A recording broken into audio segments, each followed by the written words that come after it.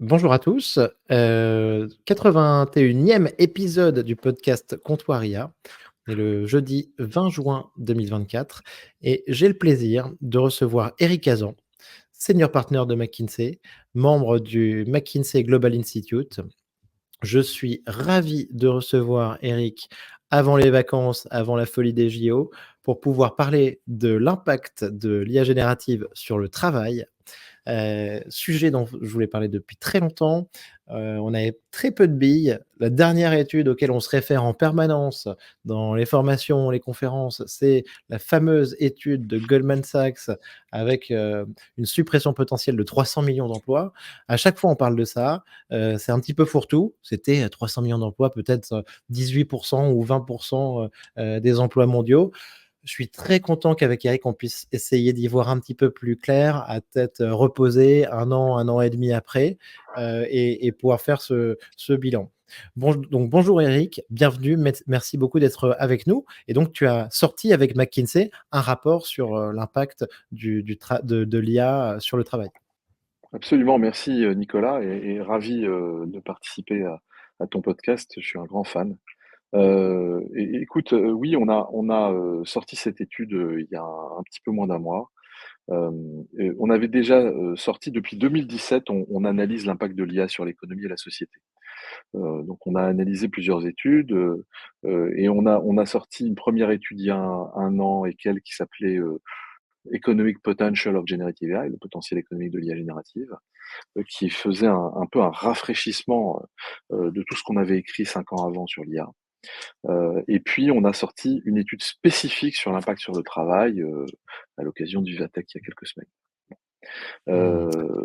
Alors, la première chose que je voulais te dire là-dessus, c'est que déjà, par rapport à il y a 5 ans quand même, tous nos modèles d'impact, on les a avancés de plusieurs années parce que finalement l'IA, ça va plus vite que prévu. Voilà. Et Mmh. donc, à la fois, c'est extrêmement passionnant, à la fois, ça crée un peu d'anxiété. Donc on a sorti ce rapport sur le travail parce qu'on voulait faire baisser le niveau d'anxiété et mettre des chiffres et des scénarios et aussi du rationnel derrière chacun de ces scénarios. Qu'est-ce qui déclenche finalement chacun de ces scénarios autour de l'impact sur le travail? Voilà. Donc c'est l'essence de ça. Génial. Si tu veux, je t'en dis un petit peu plus dans quelques minutes. Avec grand plaisir. Mais juste avant, tu vas devoir passer par nos questions traditionnelles. Et heu et donc non, non, mais je l'imagine que ce travail, cette étude, ça doit pas être facile à faire compte tenu du progrès exponentiel de ces technologies. Quand on parle de d'Edge AI, on en parlera un peu plus tard tout à l'heure, mais dans les grandes prédictions, on estimait ça à dans potentiellement 34 ans ou ensuite 18 ans sur des sites comme, Metaculus, et depuis ChatGPT, ces prédictions sont tombées à peut-être, 7 ans. Donc, tout bouge très vite avec les nouveaux outils. Mais Eric, tout d'abord, selon toi, qu'est-ce qui s'est passé là depuis un an et demi dans l'IA générative? Et je crois savoir que Écoute, tu es quand même assez technophile aussi, Eric. oui, oui, bon, disons que je fais partie de la practice technologie de McKinsey depuis un certain temps et je «traîne» entre guillemets mes guêtres dans la technologie depuis, la fin des années, 90, donc ça ne me rajeunit pas tellement. Mais j'ai vu un certain nombre de vagues technologiques, oui, et donc je suis passionné par, l'impact que tout cela a, en particulier sur finalement la croissance économique et puis, tous les impacts sociaux dont on pourra discuter tout à l'heure. Alors, qu'est-ce qui s'est passé depuis un an et demi? Parce que, heu, en fait, l'IA générative, c'est un tout petit bout de l'IA. Mmh. Et donc, quand tu regardes, l'IA, c'est l'intelligence artificielle a finalement été inventée dans les années 50 par Marvin Minsky et deux trois autres. Et puis, pendant longtemps, ça restait des modèles qui étaient assez compliqués à implémenter parce qu'on n'avait pas de données, digitales, on n'avait pas de computing power et on n'avait pas d'algorithme adapté. Et puis depuis, les années 2000, on commence à changer là-dessus. Et donc depuis, 2017, on voit une application à peu près dans un certain nombre de grandes entreprises. 2022, ChatGPT arrive. Qu'est-ce qui s'est passé? En 2017, on le sait, Google a sorti un premier large language model et l'a mis en open source. À partir de ça, un certain nombre de gens, dont OpenAI, mettent énormément d'argent sur la table pour essayer finalement d'avancer plus vite sur ce type de technologie. Donc l'IA générative, finalement, c'est essentiellement de la création de contenu, de l'amélioration de l'interface homme-machine et puis on va dire heu, du ranking de base de données, en gros, hein, pour faire simple. Donc cet outil-là est devenu extrêmement performant et surtout il est tombé dans le domaine public avec presque un impact, philosophique pour nous, c'est que ça touchait quelque chose qui est au cœur de ce qui fait l'humain, c'est-à-dire le langage. Et tout d'un coup, Mmh. on s'est senti un petit peu dépossédé de tout cela. Comme le dit Heu Harari d'une certaine manière, peut-être le système d'exploitation de la société, le premier outil qu'on a inventé, le langage. Exactement. C'est un peu comme si ce système d'exploitation de la société était hacké. Et donc, on se retrouve, là-dedans et on se sent forcément un petit peu plus vulnérable puisque quelqu'un d'autre que nous sait faire des choses que seuls nous croyons pouvoir faire jusque-là.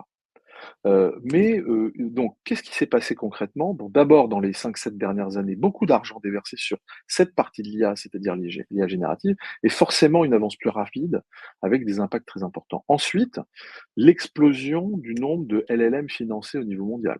C'est-à-dire qu'on a beaucoup parlé d'OpenAI et de ChatGPT. Évidemment, il y a Anthropic qui a Cohere. Plus près de nous, il y a Mistral, qui a encore levé la semaine dernière et qui, je crois, a dépassé le milliard en termes de levée de fonds. Il y a Aleph Bien sûr. Alpha en Allemagne. Il y a un modèle qui semble avoir levé des fonds en Italie, etc. Donc on est dans finalement une espèce j'allais dire, une espèce de course à l'armement de l'intelligence artificielle avec plein de gens qui lèvent des fonds pour développer leurs propres outils. Donc ça, c'est super intéressant. Évidemment, les fonds levés par les grands LLM européens ont rien à voir avec les fonds levés par rapport aux grands LLM américains. Et si on regarde l'IA en général, hein, on va dire que l'Europe représente moins de 15% des investissements qui ont été faits dans l'IA, dans l'intelligence artificielle. Je parle même pas de l'IA générative. Donc on est Sur la levée euh, dont tu les levées dont tu parles, les levées ça me fait penser aux opérations du moment dont tu parles. Mistral vient de f boucler une levée de 600 millions d'euros sur une valeur de 6 milliards d'euros. Là où ouais, Grok d'Elon Musk, qui affichait des performances inférieures ou équivalentes, vient de lever 6 milliards sur une valo, bien absolument. supérieure. Donc oui, Alors, donc on est globalement, bon déjà, donc en fait, l'investissement dans l'IA et dans l'IA générative, ça se joue aujourd'hui, malgré tout, entre l'IA et les États-Unis en masse. Néanmoins, pour maîtriser finalement l'IA générative, on va dire, il y a peut-être dans le monde, je voudrais pas dire de bêtises, mais une centaine de personnes qui savent le faire, vraiment. Tu vois? Et dans ces 100 personnes-là, il y a les fondateurs de Mistral et un certain nombre de fondateurs d'autres LLM. Pourquoi ils savent le faire? Parce qu'ils l'ont déjà fait. Parce qu'ils ont dépensé déjà pas mal d'argent quand ils étaient dans d'autres structures, pour créer des LLM au bon niveau. Et donc forcément, quand ils commencent à déployer leurs propres entreprises, ils ont toute l'expérience dans leur tête, hein, ils ont toute l'expérience cumulée d'avoir déjà fait ces choses-là, donc ils sont beaucoup plus efficaces.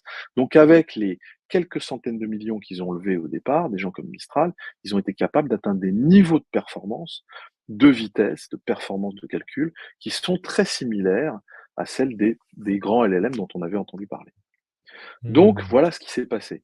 Ce qui s'est passé, c'est que à partir d'un phénomène qui est rentré brutalement dans le domaine public et qui a menacé notre système d'exploitation, comme tu le disais, humain, eh bien, on est dans la course finalement au développement accéléré de technologies avec des performances similaires, mais souvent des angles différents dans différentes zones géographiques. Donc tout le monde est dans mmh. la course au développement de l'IA générative.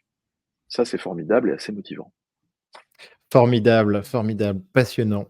Alors Eric, et toi, tu as le moment où tu as découvert, ChatGPT, est-ce que tu t'en souviens? Quelle a été ta première impression?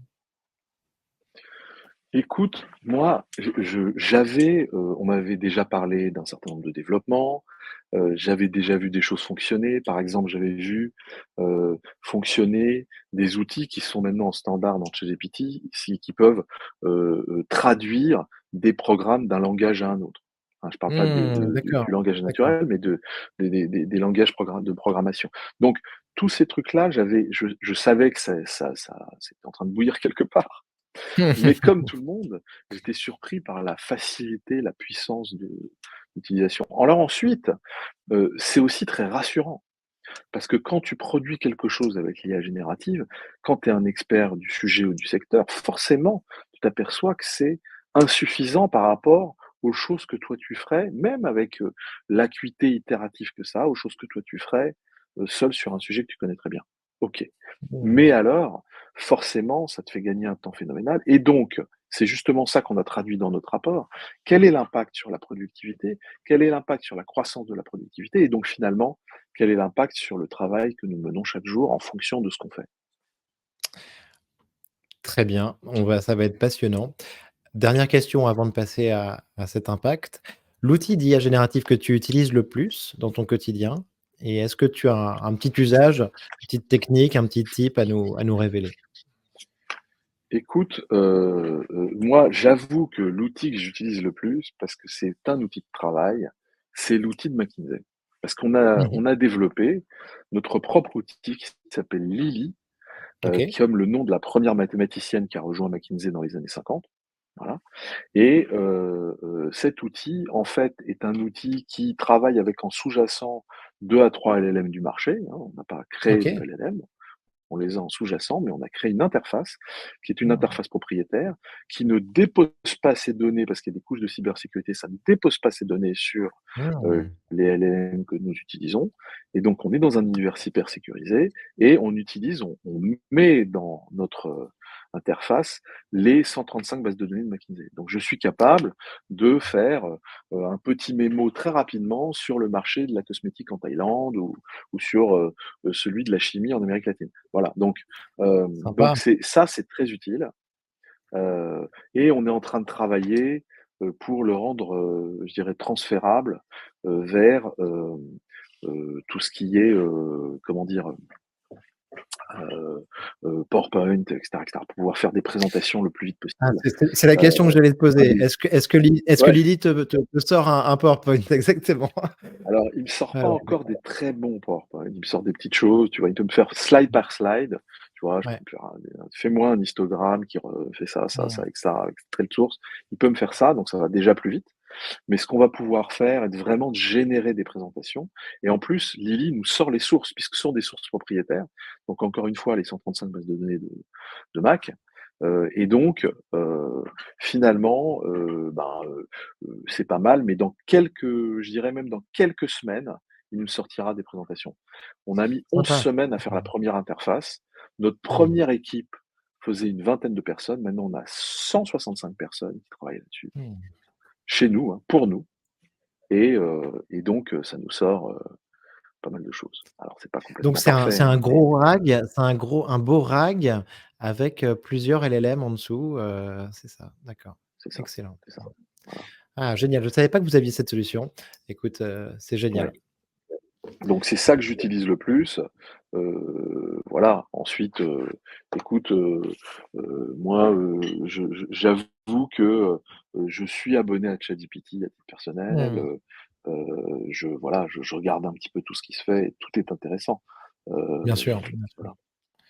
Alors Eric, passons maintenant à notre sujet, donc le rapport IA et emploi et donc, comme je le disais, en gros, ben, depuis, mars 2023, on a eu, l'étude Goldman Sachs qui prédisait donc la suppression de 300 millions de jobs ou, en tout cas le fait qu'ils soient diminués, restreints. On parlait donc un impact potentiellement de 25 de l'emploi mondial et de l'autre côté, ils annonçaient des bonnes nouvelles qui étaient donc, une croissance potentielle, du PIB, du GDP de 7 en annuel grâce à l'IA générative. Tu avais vu cette étude? J'imagine qu'une de Ouais. vos ambitions c'était peut-être d'aller plus loin, de préciser un petit peu ce qui s'était dit et de procéder différemment? Écoute, nous, on a regardé toutes les études. Il y a de très, très belles études qui sont sorties. Donc, il y a Goldman Sachs, il y a le FMI qui a fait des choses, il y a le MIT, certains professeurs ont écrit. Tu vois, nous, on pense que tout est intéressant, tout est un input intéressant dans un monde relativement incertain. Donc, ce qui nous a paru Mmh. intéressant, c'est de développer des scénarios. Et donc, des scénarios et de comprendre ce qui allait déclencher un scénario par rapport à un autre scénario. Parce que finalement, ça permet de calibrer ce qui peut se passer. Et ensuite, en fonction de ce qu'on voit poindre en termes de scénario, finalement, on peut agir. La première chose qu'on a regardée, c'est d'abord le marché du travail lui-même. Mmh mh. Et donc, moi, je suis un peu plus âgé que toi, donc je regardais, finalement, moi, quand j'ai commencé sur le marché du travail, le chômage était endémique et on était sur un marché du travail où il n'était pas si facile de trouver un emploi. Je ne parle Mmh. pas de mon cas particulier, mais globalement, il y avait une prise de conscience sociale assez dure là-dessus et c'était la suite des différents chocs pétroliers et cetera. Et donc, pour la première fois dans les 10 dernières années, d'abord le chômage a été divisé par 2 dans tous les pays développés. Donc c'est quand même Mmh mh. assez important, même en France. Et Bien sûr. le nombre d'emplois non pourvus de 2012 à 2024 a été multiplié par 3. Ouais. Donc on est déjà dans un marché du travail très tendu. Il y a plein de raisons à ça. Mais une des raisons principales, c'est que les pays développés vieillissent. Et donc il y a des Mmh gens mh. qui sortent du marché du travail parce que simplement ils vont à la retraite. Et ça va pas, entre guillemets, «s'arranger», c'est-à-dire ça va encore augmenter dans les 10 prochaines années. Donc on est sur un Mmh. marché du travail qui est structurellement plus tendu. Plus le fait qu'il y a un décalage entre la demande d'emploi et l'offre d'emploi. Et donc ça, on peut en reparler un petit peu. Mais Ouais. donc, on est sur un marché plus tendu. Donc, finalement, globalement, sur un marché plus tendu, si on fait un peu de productivité, c'est plutôt une bonne nouvelle parce qu'on va pouvoir produire la même chose avec un peu moins de gens, etc. Mais globalement, on est sur un marché plus tendu. Le deuxième point qu'on pourrait se dire, c'est, et ça va vers ce que tu citais comme chiffre, mais globalement, jusqu'à maintenant, la croissance de la productivité, c'est-à-dire ce qui est le moteur de la croissance, est en Ouais. baisse depuis globalement les années 80. Et donc, on voit ce truc-là baisser dans tous les pays développés. Quand tu regardes les US versus l'Europe, c'est comme ça. Mais pour D'accord. autant, aux US, c'est remonté un petit peu dans les 10 dernières années avec Mmh l'impact de mh. la révolution numérique, etc. Ça a rebaissé, puis ça remonte depuis peu. Alors qu'en Europe, ça ne cesse de baisser. Ce qui veut dire qu'on a un peu raté une partie de Ouais. la vague du numérique et qu'on n'a pas encore totalement pris celle de l'IA, en gros, hein. Ouais. Donc, on est sur, cet environnement qui est d'un côté, j'ai un marché plus tendu, mais en même temps, j'ai une croissance de la productivité, en particulier en Europe, qui n'est pas là. Bien sûr. Et donc, premier point, première conclusion, on a besoin de retrouver des sources de productivité qui vont nous donner de la croissance. Et deuxième point, le divorce entre les États-Unis et la zone européenne, l'Europe, est important en termes de performance économique, d'ores et déjà, et Mmh. risque de s'accentuer si on ne prend pas la prochaine vague technologique. Voilà. Ça, D'accord. c'est un peu le contexte. Alors, du coup, on a fait des scénarios. Oui. On a fait des scénarios de croissance et on a fait des scénarios d'impact sur l'emploi. Donc déjà, je voudrais aussi faire baisser le niveau d'anxiété parce que dans nos scénarios, notre scénario médian, tu vois, le scénario, finalement, je vais dire, on a fait un scénario bas, un scénario médian. Dans notre scénario médian, on est sur à peu près 6 à 7 des emplois qui vont être en transition d'ici à 2030. Alors, je D'accord. remets des chiffres, 6 à 7 des emplois, c'est en rythme annuel, c'est à peu près la même chose aux États-Unis qu'on avait avant le Covid. Donc pour les États-Unis, c'est pas une disruption très importante, OK? Pour nous, les Européens, c'est un rythme 2 fois plus important. Donc nous, il faut qu'on D'accord. se stretch un petit peu plus, tu vois? Oui. Et les transitions professionnelles, les ch Éric, est-ce que tu peux nous donner, juste, quelques éléments de définition sur ce que c'est qu'un emploi en transition? transitions professionnelles, c'est je change d'emploi. D'accord. Donc on évalue, il y a un rythme normal dans l'économie de changement d'emploi. Il y a un certain nombre il y a tout le temps des gens qui changent d'emploi. Et donc la question c'est, quand il y a, une nouvelle technologie ou voilà, ça crée une demande d'emploi d'un côté, une destruction d'emploi de l'autre et la question, c'est, finalement, combien il y a de gens qui vont changer d'emploi de par leur propre volonté ou parce qu'ils Mmh. sont conduits à changer d'emploi. D'accord, très Heu bien. et et et quand on reste dans le domaine du raisonnable, l'économie peut l'absorber. C'est ça qui se Mmh. passe. Quand on est Et dans des domaines irraisonnables, c'est beaucoup plus dur à gérer. Voilà, oui, donc tu OK? nous parles quand même Donc donc ce de qu'on est en 6 train à de se 7 dire, si 6 à 7 ouais, d'accord. de la population active d'ici 2030 en rythme annuel pour décroître, faire décroître le niveau d'anxiété. D'abord, c'est en rythme annuel, c'est moins que le Covid, nettement moins que le Covid. Mmh mh. Pendant le Covid, on s'en rappelle, beaucoup de gens ont été en transition professionnelle et on l'a géré à peu près, hein. Et Ouais, pour les États-Unis, c'est, avant le Covid, oui. le même rythme qu'avant le Covid. Et pour nous, les Européens, ça va être 2 fois plus rapide que juste avant le Covid. Donc il y a un peu de stretch, Mmh. mais on l'a déjà vécu, pendant le Covid et globalement la seule question qui est derrière ça, c'est est-ce qu'on a Ouais. une machine à requalifier les gens qui est suffisamment rapide et efficace? Mmh. Voilà. Et là, on est dans le scénario médian. Alors, vas-y. Et donc j'ai vu dans ton rapport Donc qu'il y avait certaines catégories d'emplois, qui allaient être en croissance et d'autres qui allaient pour le coup, avoir un changement net, donc négatif. Donc en fait, peut-être oui, faire dispatcher, et réorienter donc certaines personnes sur certaines catégories d'emplois, certains métiers et d'autres, dans d'autres secteurs. Et je voyais que vous disiez que les professions de la santé, les STEM, donc science, technique, engineering, maths, heu, voilà, les professionnels, le business, le légal, tout ça plutôt positif et par contre de l'autre côté, le customer service, le service client, les fonctions support dans les bureaux, des services de production, des services de, réparation, d'installation mécanique serait plutôt, négatif. Heu, donc c'est un petit peu comme ça que ces 6-7 que cet effort doit se dispatcher, quoi. Alors, ce qui se passe, c'est la chose suivante. C'est à 2030, dans notre scénario médian, ensuite je vais te parler de ce qui fait arriver ou pas ce scénario médian. Mais, dans notre D'accord. scénario médian, tu as à peu près 30 des heures travaillées.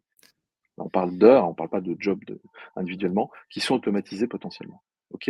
Si je monte à Ça, je trouve ça 2035, passionnant. Ça, je trouve ce chiffre passionnant, très clair, incroyable. Il peut faire peur. 30 des heures d'ici 2030 qui sont automatisées. C'est quand même incroyable parce qu'au niveau global, on peut imaginer que c'est donc aussi un job sur 3 d'une certaine manière. Mmh.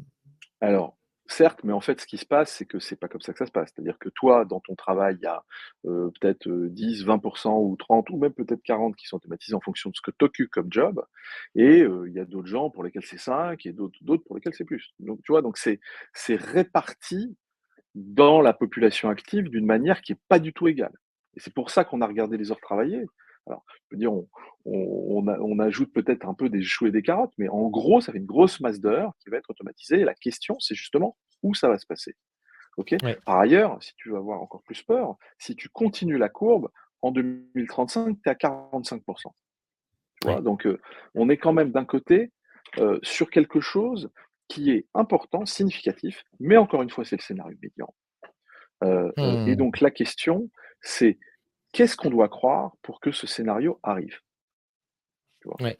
Et en particulier, ce qu'on doit croire, c'est qu'il y ait une adoption suffisante de l'IA par les entreprises. Et pourquoi c'est Bien sûr. intéressant? Parce que tu peux te dire: «Ah mais non, mais attends, pourquoi s'embêter?» Franchement. Parce que moi, 30 des heures travaillées, 45 5 ans plus tard et cetera, moi j'ai pas envie. J'ai envie de pas bouger. Mmh mh. Et finalement, ça ira très bien. Mais en fait, quand tu regardes la fin de notre rapport, c'est dans le dernier chapitre, en fait. On a fait 4 scénarios.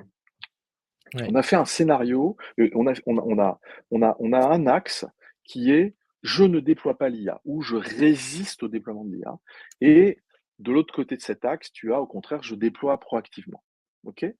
Et un deuxième axe, donc une espèce de matrice à 4 cases, où tu te dis: à droite, je c'est un mauvais mot en français, mais en tout cas, je combine, je m'assure que l'IA est un vrai copilote des gens dans la population active. Je Oui, redéploie les heures automatisées et je forme les gens. C'est à oui, droite. À gauche, en gros, j'utilise l'IA pour faire de la productivité, mais finalement, je redéploie une part à discuter des heures travaillées, des heures automatisées. OK? Tu vois à peu près le framework. bien sûr, Eh très bien, en bien. fait, bon, alors déjà, quand tu déploies pas, tu as une croissance de la productivité qui est très faible. Et donc, en fait, si tu ne déploies pas, on n'a presque pas le choix. C'est-à-dire, si tu ne déploies pas, on va être globalement, alors que d'autres zones géographiques, comme les États-Unis par exemple, vont déployer, on va être en retard. On va être en Oui, retard, pas de croissance, donc ça crée potentiellement des problèmes sociaux.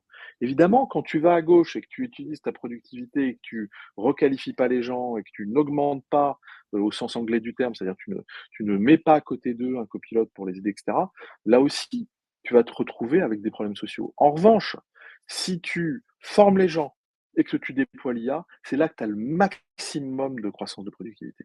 Donc, il y a un scénario qui est un déploiement rapide mais humain de l'IA, qui est extrêmement bénéfique pour l'ensemble de l'économie. C'est pour ça que ce mmh, 30% de travailler, je veux le mettre en regard d'un chemin qui fait baisser l'anxiété. bien Et par sûr. ailleurs, on doit aussi faire baisser l'anxiété parce que la disruption, encore une fois, sur la population active année par année, est pas monstrueuse. Elle existe, Mmh, mais c'est pas quelque chose de monstrueux. Voilà. Alors ensuite, tu parlais mmh, des emplois eux-mêmes, de la oui, demande d'emploi. Je pense que c'était assez oui. intéressant parce que finalement, là encore, on peut se dire finalement l'impact il y a des emplois qui sont plus ou moins exposés à l'IA, OK? Mmh. Et ensuite, la question, c'est est-ce que l'IA est plus ou moins complémentaire de ces emplois? Et tu peux Oui, dire techniquement que, eh bien, tu sais, on a beaucoup parlé des avocats. Nous, on bien sûr. pense que ce sont des professions fortement exposées à l'IA. D'ailleurs, ça se comprend. Tu vois? Mmh. Tu vois bien Beaucoup l'écriture de d'un contrat, traitement de etc. données, bien sûr, ouais, Voilà, de documents beaucoup de textes, production de savoir, ouais.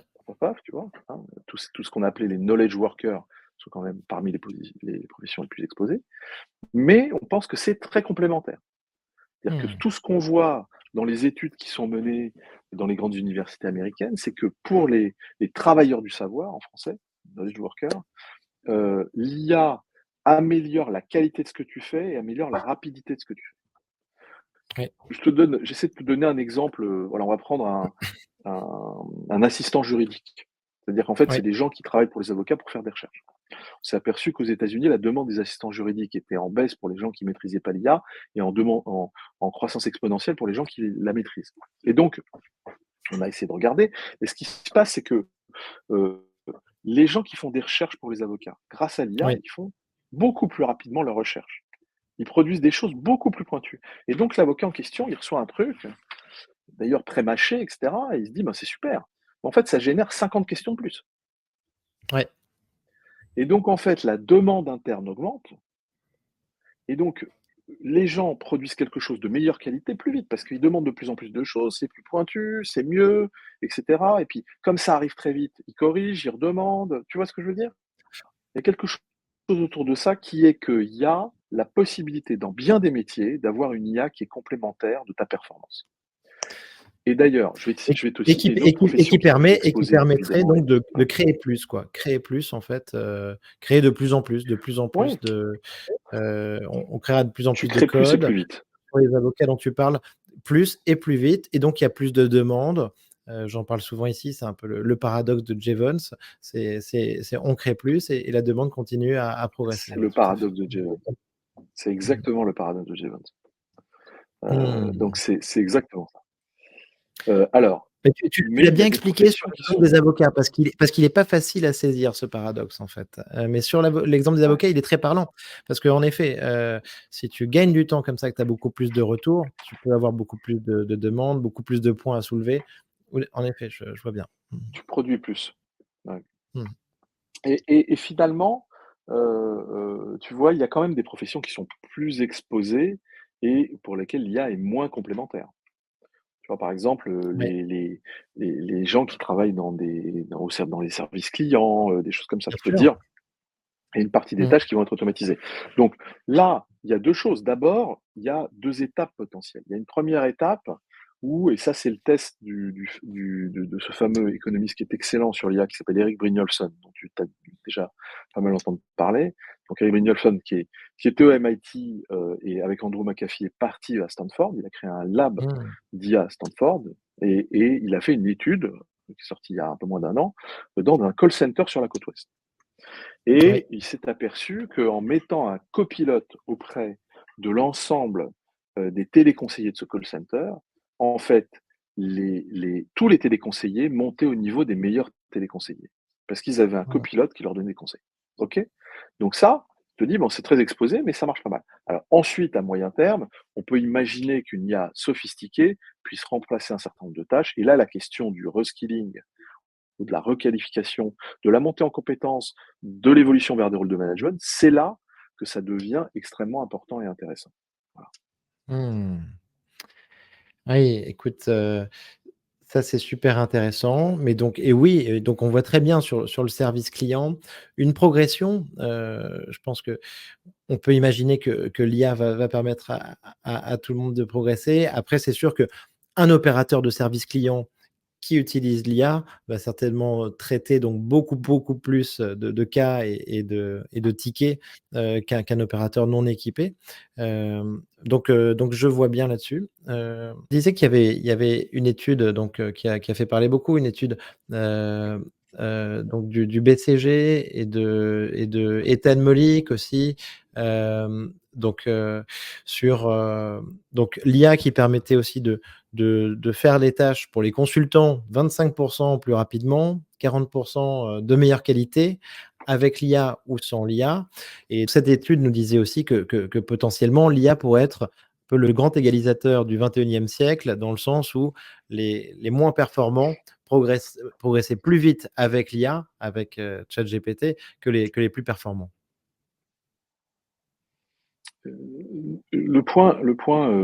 Alors, il est clair que, comme on se le disait, pour tous les travailleurs du savoir, l'IA devrait être un facteur de performance.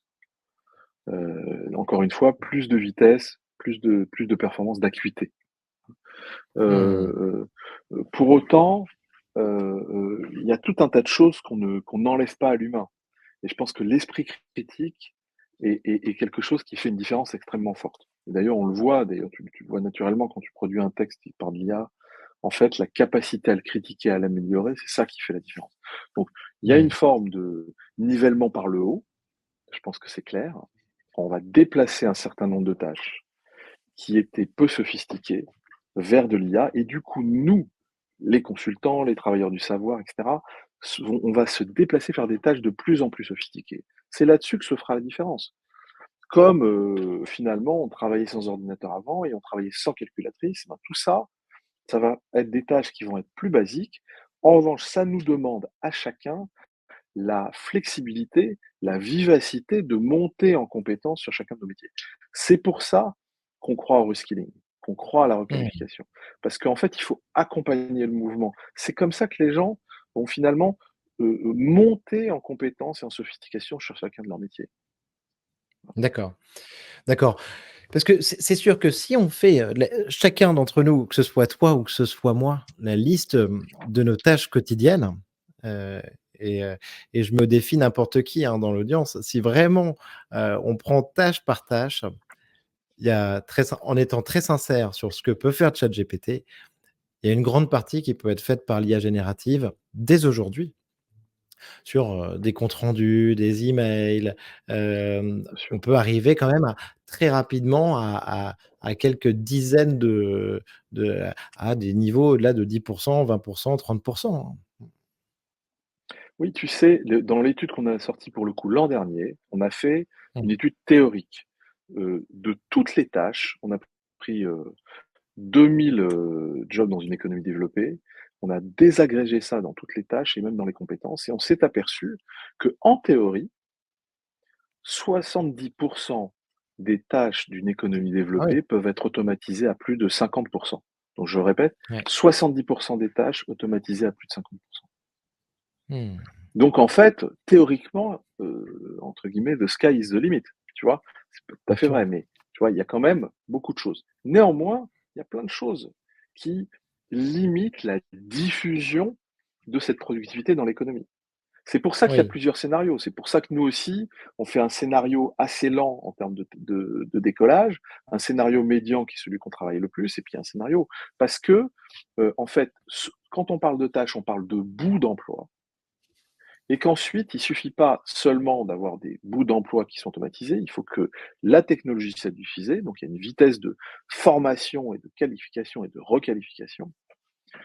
Et puis, il y a une vitesse d'adoption, individuelle. Donc tout ça, bien sûr. ça fait que, on est même si théoriquement beaucoup de choses pourraient être faites, on ne voit finalement dans les chiffres de la productivité des choses que si on croit que la diffusion va être plus rapide que d'autres technologies. Et on a Mmh. l'impression que là, tout est possible. Tu te dis de manière systématique l'intégralité de mes emails ou 80 de mes emails vont être, produits par ChatGPT, ça demande un petit effort supplémentaire, Bien sûr, tu vois? bien sûr. Par exemple. Oui. Donc tu vois, entre le moment où on sait qu'on peut le faire et le moment où on le fait, il y a un petit peu de temps. Ce qui est très rassurant et intéressant par rapport à ce qu'on se disait tout à l'heure, c'est que si on forme les gens, tu sais, on a 5 groupes, tu as peut-être vu qu'on a 5 groupes de compétences. Oui. En fait, hein, les compétences, manuelles et techniques, les compétences cognitives, de base, hein, je sais lire, écrire, compter, les compétences cognitives avancées, les compétences sociales, émotionnelles et les compétences, technologiques. Tout ça se comprend assez Mmh. bien. Heu et bien, on s'aperçoit que la demande de compétences, évidemment, pour les compétences technologiques va être de plus en plus forte, hein. Sur les compétences sociales et émotionnelles aussi, parce qu'il faut bien accompagner ces transitions, hein. Et puis, un peu stable sur les compétences manuelles et techniques, et c'est surtout sur les compétences cognitives de base qu'il va y avoir une moindre demande. Et quand on remet ça dans des jobs, dans des emplois, on s'aperçoit que les nouveaux emplois qui vont être créés, parce qu'il y aura création nette d'emplois, on se l'est dit, il y a contraction partielle de la population active, tout ça fait qu'il y a en fait une demande d'emploi importante dans le futur, si tout va bien, si Mmh. on diffuse la technologie. Mais, eh bien, on s'aperçoit que donc, il va falloir monter en compétence chacun des emplois. Mais quand je monte en compétence, et ça c'est vachement intéressant, je monte aussi en salaire. Donc en fait, on a des jobs plus intéressants à la clé et des jobs mieux payés. Il faut Mmh. juste qu'on arrive à diffuser avec la bonne vitesse en formant les gens. Et si une de ces 2 propositions n'est pas réunie, on n'aura pas les bénéfices. Voilà. Alors Eric, je te remercie parce que c'est très rassurant tout ça, et ça fait du bien d'entendre ce message. Et donc selon toi, donc, en avec ton rôle un petit peu donc de consultant et sur ce rapport, quelles sont tes recommandations pour que tout se passe bien alors? Écoute, les conseils sont assez clairs. Je ne pense pas que ce soit de Mmh. la physique nucléaire, mais peu de gens, finalement, s'en sont déjà complètement saisis. Donc Oui. la première chose, c'est essayer de comprendre comment ça va se passer pour son entreprise. Mmh mh. C'est-à-dire qu'en Ouais, gros, quand je projette la demande de compétences dans mon entreprise, je vois bien qu'il y aura des métiers en tension et des métiers pas en tension. C'est-à-dire des métiers qui seront en forte demande et d'autres qui le seront moins. bien sûr. Et donc ça engendre un besoin de compétences. Ce besoin de compétences, il peut être traité par la formation des gens qui sont là, par du recrutement, voilà. Et donc ça, du coup, une fois que tu as la cible, tu vas faire un plan. Et une fois que tu as le plan, tu vas prioriser finalement tout ton, comment dire, tes changements en termes de Oui, population et de personnel à l'intérieur de ton entreprise. Et ça d'accord. nourrit un énorme plan de formation. On a même Mmh. parlé au bord d'une économie, pour faire référence à des exemples anciens, d'un espèce de plan Marshall de la formation. Donc, Ah oui, quand même. Ah oui, quand même. Oui, oui, ça nous parle, ouais, tout de suite. Ouais, bien sûr. si tu vois, si tu ça c'est assez massif quand même. On est dans, encore une fois, je ne veux pas augmenter le niveau d'anxiété, mais globalement, tu vois, pour faire 2 fois le rythme de changement, de transition professionnelle d'avant le Covid pour l'Europe, par exemple, bah, il Mmh. faut quand même former des gens. Et donc il faut que dans chaque entreprise, on ait cette vision-là, et que probablement au bord de l'économie française ou de l'économie européenne, on ait la même vision. Ah ouais, dis donc. Écoute, ça, c'est vraiment super intéressant. Hem Par rapport à ça, à ce que tu disais, j'ai j'ai vu aussi donc, sur le reskilling, il y avait Peter Thiel récemment, donc, ancien fondateur de PayPal, avait fait une sortie, en disant, tu sais que, bah, grosso modo que dans le futur, hem les compétences qu'on pourrait avoir sur les maths, les sciences dures seraient un petit peu dévalorisées parce que grosso modo les machines feraient ça à notre place. On parle de Peter Thiel, hein, qui est un entrepreneur hyper successful, assez contrariant aussi dans sa nature, qui est aussi un ancien champion d'échecs. Tu avais vu ce qu'il avait dit par rapport à ça?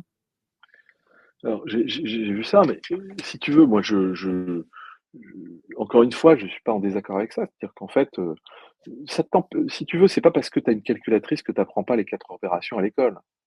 Et donc il y Mmh. a un moment où dans la formation, on va probablement apprendre tout un tas de choses et d'ailleurs probablement que même la formation elle-même va évoluer, mais on va apprendre tout un tas de choses que la machine sait faire. Mais à un moment, on s'appuiera sur la machine pour beaucoup de choses. La synthèse moléculaire, dans le coding, on sait d'ores et déjà que 40 peut être automatisé et que ce sera sans Mmh. doute plus demain. Donc en fait, encore une fois, pour les scientifiques, les informaticiens, on sera au-dessus de la machine et donc la question, ça devient: «Quelle est la valeur ajoutée que j'apporte sur le boulot qui est fait par une machine?» Évidemment, il va falloir que je sois encore meilleur. Bien sûr. Et j'irai encore une fois plus vite parce que voilà. Imagine-toi ce que un chercheur dans un centre de recherche aujourd'hui peut ne serait-ce qu'ingérer en termes d'articles scientifiques grâce à l'IA générative maintenant. C'est-à-dire que tu peux Ah mais nourrir ça ton c'est truc ça avec c'est tous les articles complètement scientifiques. incroyable. Complètement incroyable. Incroyable. L'i tu peux faire des associations qui étaient complètement impossibles avant. Non, non, mais ça, c'est une révolution totale. J'aimerais te poser une question comme ça, Eric, aussi un petit peu parce qu'on me la pose, elle revient souvent. C'est en fait, il y a une sorte d'inquiétude. Je suis désolé, hein, c'est sur un sujet, heu, plus proche, mais donc ça va être une inquiétude un petit peu de la part des parents qui se disent, tu sais, «OK, donc nos enfants vont grandir avec cette IA générative. Comment ça va se passer, tu vois, sur la formation de leur raisonnement? Est-ce qu'ils vont encore, continuer à penser? Est-ce qu'ils vont pas tout déléguer à l'IA générative? Est-ce qu'ils vont réussir à se construire leur propre, esprit critique, leur raisonnement, alors qu'ils ont ces outils qui leur donnent un petit peu la compétence à portée de prompt? C'est une question que beaucoup de personnes se posent. Je voudrais savoir un petit peu ce que tu en penses, Eric. C'est un petit peu en dehors du rapport, mais je pense que c'est important quand même. Écoute, d'abord, on sait bien que toutes les technologies n'ont pas de sens intrinsèque, qu'elles ont toutes des externalités négatives et que c'est à nous de déposer du sens et de décider ce qu'on en fait. Je pense que ça commence comme ça et donc, évidemment, nos enfants, d'abord, ne serait-ce que par les réseaux sociaux tels qu'ils sont, doivent développer un esprit critique qu'ils n'ont pas toujours aussi développé que des adultes et donc, la capacité à avoir cet esprit critique qui sera, comme on se le disait, une part importante de ce qui fait demain la différence entre la machine et nous, c'est déjà une première chose extrêmement importante. Comment on différencie un deepfake, d'autre chose? Honnêtement, il y aura de la Mmh. labellisation probablement avec la blockchain et cetera, on espère. Mais, néanmoins, la capacité à remettre en cause ce qu'on voit, ça va être un truc très important. Et donc, ça va dans le sens de ce que tu dis, le raisonnement, c'est pas quelque chose que globalement il faudra mettre de côté d'une certaine manière. C'est très facile. C'est-à-dire, on pourrait encore une fois ne pas apprendre l'étape de multiplication. Mmh. À quoi ça Bien sert? sûr, bien sûr. Et Ouais. pourtant on les apprend. Et de la même façon, les concepts mathématiques, les concepts de base de la science, les concepts de base de la programmation, on devra continuer à apprendre ça, même si demain, quelqu'un d'autre, une machine, le fera 1000 fois mieux que nous. 1000 fois mieux que nous. Et donc, Je pense voilà. que Donc tu as raison, c'est là que ça se c'est très situe. important. On donne aussi, un peu souvent l'exemple, des échecs où, bon, bah, grosso modo, bah, aujourd'hui, une machine est capable de nous battre à plat de couture dans n'importe quelle, configuration, mais on n'a jamais joué autant, aux échecs. On continue. On n'a jamais joué autant et les joueurs ont jamais été aussi bons parce qu'ils s'entraînent Tu avec la raison, machine, tu raison, tu bien vois? sûr. Donc quand tu vois Magnus Carlsen, Ouais. qui est multiple champion du monde d'échecs, honnêtement, il est extrêmement fort et c'est intéressant de voir que la machine leur permet de s'entraîner à très haut niveau. Voilà. Très bon exemple. Éric, alors autre question, très importante, c'est donc sur le rapport, je comprends très bien, ta démarche, les scénarios, je trouve ça hyper intéressant. Après donc, je voudrais savoir comment est-ce que vous traitez, 2 choses, d'un côté, bon ben, l'AGI, l'intelligence artificielle, générale, donc qu'on pourrait définir en se disant, ici donc, une intelligence artificielle, heu, égale, donc à l'être humain, donc dans toutes les activités professionnelles et potentiellement, viables, économiquement. Heu, donc par rapport à l'AGI qui peut arriver, dans les années qui viennent et de l'autre côté, par rapport à la robotisation, alors Elon Musk vient de faire des sorties, importantes là-dessus. Il nous a parlé donc de la commercialisation d'Optimus. Donc c'est vrai qu'en général, il fait beaucoup d'effets d'annonce, mais il a parlé d'une commercialisation en 2025, de 20 milliards de robots, d'ici quelques années, d'une valorisation à 20 trillions sur Tesla, grâce à ces robots. Bon voilà Eric, tu vois moi c'est, sur, comment est-ce que tu situes donc, ton étude et sur le travail et je sais que c'est un exercice passionnant et très difficile avec ces 2 phénomènes, qui arrivent et qui vont changer énormément de choses dans la société, donc AGI et robotique humanoïde. Hem, je vais parler des 2 donc on ne peut pas parler d'Elon Musk sans parler de Yann Lequin, surtout en ce moment et Bien donc sûr, surtout depuis leur clash, heu leur fameux clash sur Twitter. Exactement, sur X. et je trouve intéressant la position de Yann qui lui, dit, globalement l'intelligence, artificielle générale, on ne sait pas si on l'atteindra jamais en réalité. Mmh. Et je pense que, je ne je suis pas assez sans doute compétent pour me prononcer, mais je veux quand même te donner 2 exemples un peu basiques.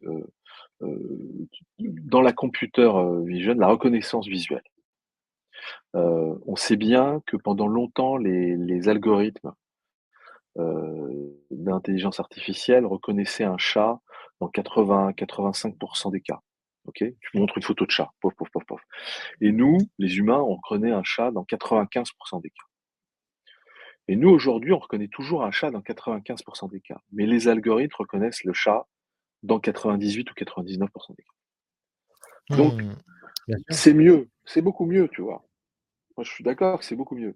Mais ça reste quelque chose, un bout de processus mental très clair. Mmh Maintenant, mh. l'IA générative fait mieux que ça. Mais c'est juste pour se dire, l'IA, c'est pas magique. C'est une performance incroyable sur quelque chose qu'on connaît déjà. Et je discutais avec des chercheurs de Paris, qui est le grand centre de recherche de l'INRIA et d'un certain nombre de grandes écoles sur l'IA.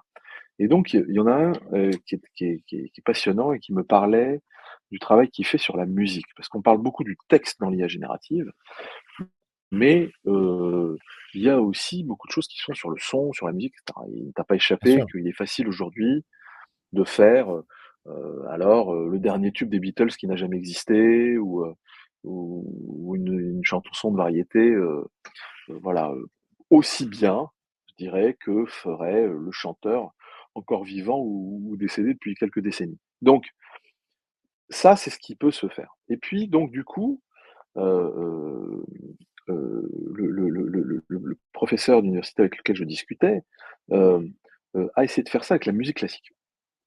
Ouais. Donc il a mis toute la musique classique du monde depuis toujours dans son serveur et il a un algo un modèle qui fait tourner, et qui est le modèle qui fait tourner sur la musique et il lui dit, «Je te donne quelques notes de Mozart et tu continues» et donc Mmh. l'algo a commencé et puis il a continué en faisant du Beethoven bien Et sûr. quand on est sur le sommet de la créativité humaine, eh bien l'IA, c'est de la réplication super intelligente de la créativité humaine. Voilà. Mmh, Et donc on verra, hein, mais bien je sûr. pense qu'on retient quand même quelque chose, un supplément d'âme, une étincelle du côté de l'humain. Oui, oui, oui, écoute, ça va être l'enjeu des prochains mois avec toute la recherche en effet pour aussi aller plus loin que les LLM juste avec du brute force, sur, du scaling en rajoutant toujours plus de calcul, de puissance de calcul. En effet, ça va être des capacités de raisonnement, sur lesquelles on va travailler.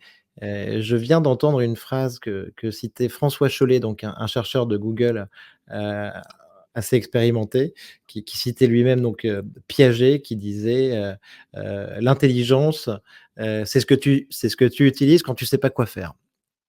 Et c'est vrai qu'en fait, Intéressant. heu, C'est bien adapté. c'est, what you use when you don't know what to do. Et c'est vrai que tu vois, ben, face à l'inconnu en effet, bah, il faut développer peut-être quelque chose que juste, une capacité, de copie, d'inspiration et peut-être aller un petit peu plus loin, ouais, je suis d'accord. Et tu me parlais de robots, je crois que c'était ta deuxième Oui. question, Oui, et tout très à fait. rapidement Alors là-dessus, je la ouais. recontextualise. Pourquoi? Ben, les robots, robots humanoïdes, bah, il y a le vieillissement de la population dans certaines parties du monde. Il y a, des capacités de production, en masse. Il y a aussi le fait que si l'IA devient super puissante, ben, on aimerait éviter pour que ça se passe bien qu'elle nous commande en fait, intellectuellement et qu'elle nous demande à nous d'utiliser donc nos bras ou nos jambes uniquement à son service et donc cette question des robots qui, s'ils sont là en masse, en effet, ça peut avoir un impact colossal sur le travail et en particulier aussi, ben, pas que sur les cols blancs dont on parle, avec en suivant le paradoxe de Moravec depuis quelques mois, mais aussi sur tous les cols bleus, quoi. En fait, en fait, on a déjà des robots, d'une certaine manière. On a sur un certain nombre de chaînes de montage, on en a dans les grands, Mmh. dépôts et les entrepôts des plateformes de e-commerce ou des plateformes de commerce, c'est-à-dire les grands distributeurs en ont également. Donc, heu, on est déjà dans cette course à l'automatisation de ce qui est basique.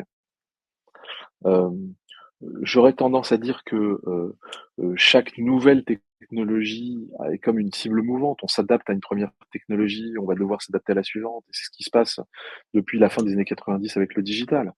On a eu de l'internet, puis, ensuite il y a eu la mobilité, maintenant il y a l'IA, et cetera. Donc on est dans quelque chose qui n'arrête pas d'évoluer et ça ne va pas s'arrêter, ça c'est sûr. Néanmoins, encore une fois, la vitesse de diffusion, la vitesse de décollage, pour l'instant, on peut encore s'adapter. Donc, heu Mmh. heu, je ne en 3-4 mots, est-ce que les robots vont être partout dans 10 ans? Je ne sais pas. Mais disons qu'il y a un certain nombre de tâches qui peuvent d'ores et déjà être automatisées et robotisées. On a beaucoup parlé de la conduite autonome, et il y a plein de tests partout. Et Ouais, finalement, la conduite autonome, on le voit aujourd'hui comme quelque chose qui va automatiser des petites distances ou des grandes distances, mais dans un contexte très sécurisé, hein. bien On sûr. parle beaucoup, par exemple, des camions entre 2 villes aux États-Unis, Ouais, tu vois? Parce que c'est des grandes ouais. autoroutes, que c'est simple, et cetera. Bon, donc il y a des choses à regarder et des choses dont il faudra regarder l'impact. Mais Mmh. encore une fois, je pense profondément que ce qu'on a écrit sur l'IA et l'IA générative là, c'est-à-dire la capacité à, finalement à compléter, l'humain par la machine est le secret de la performance. Oui, je pense que c'est très important ce que tu dis, Eric. Hem, c'est ce que dit beaucoup, Sam Altman, notamment, tu sais, sur les différentes applications mobiles qui peuvent sortir avec ChatGPT ou aussi desktop. C'est faire en sorte qu'en effet, ben, on puisse dialoguer avec la machine en permanence et qu'on ne soit pas, dans un fonctionnement différent ou trop étranger pour pouvoir, continuer en fait à grandir et à collaborer avec elle. Donc éviter un petit peu ce sur quoi on n'aurait pas de contrôle et qui serait, uniquement, des connexions API, de machine à machine, quoi. Ouais, je pense que c'est important. Mmh. Super. Merci beaucoup Eric. Dernière question, Merci à toi. donc notre dernière question, est-ce que tu as un ouvrage, un livre de science-fiction ou un film à nous recommander? Fondation de Isaac Asimov, je suis un fan d'Isaac Asimov, d'ailleurs qui a fait tout un cycle sur les robots au passage. Mais, Fondation est vraiment le livre que j'ai préféré chez lui. Et évidemment, tout ce qui est psychohistoire, c'est-à-dire, ce qu'il a inventé dans le livre, qui est une science mathématique de la prospective, m'a toujours beaucoup fasciné. Donc, voilà. Moi, Ah écoute, c'est vraiment ce que je je suis préfère.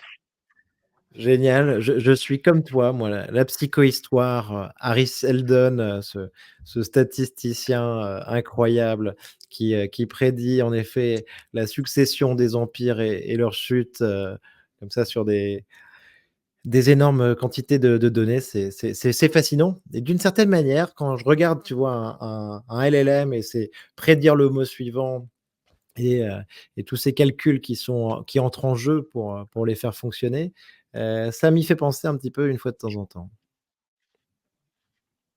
Absolument, Eric, absolument. merci beaucoup d'avoir pris le temps de nous apporter, cet éclairage, cette vision sur le travail que je trouve, très rassurante. Comme tu l'as dit tout à l'heure, hein, ça diminue l'anxiété. En parler, essayer de faire des scénarios, au moins on se pose des questions, on discute, on avance, plutôt qu'avoir juste une peur, un petit peu, celle du lapin pris dans les phares de, l'IA demain et Terminator, quoi. Je pense que c'est un message très important, c'est important de d'en parler un maximum, quoi. Absolument. Merci beaucoup Nicolas de cette discussion. Merci Eric, à bientôt. À bientôt.